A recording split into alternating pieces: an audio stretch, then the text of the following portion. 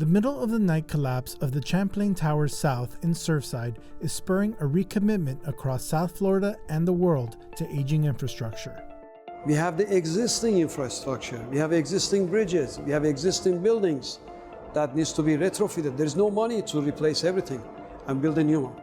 At Florida International University, Professor of Structural Engineering Dr. Atorod Azizinamini and a team of scientists are working to develop new ways to make buildings and bridges safer by retrofitting rather than rebuilding them.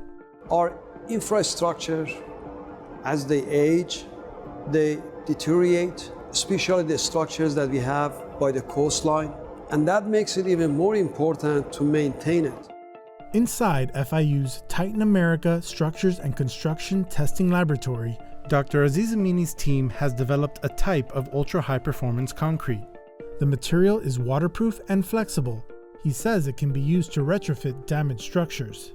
So we have wrapped that damaged structural element using this very thin layer of the ultra-performance concrete, so you can see how it looks like. Azizinamini's lab created a non-proprietary version of UHPC to reduce its costs, which are higher than traditional concrete, but can be poured over an existing structure, protects better against the elements, and lasts longer. So this machine can simulate what can happen after 40 years, after 50 years, after 100 years. We can apply close to 480,000 pound loads. It's a very unique capability that we have at FIU, that we can simulate this long-term performance.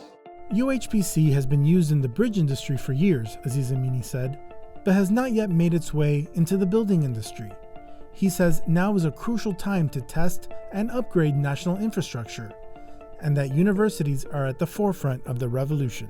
And we need to develop a system that will result into an infrastructure that's going to be with us for many, many years, and our kids, our grandkids don't have to face the same problem that we are doing.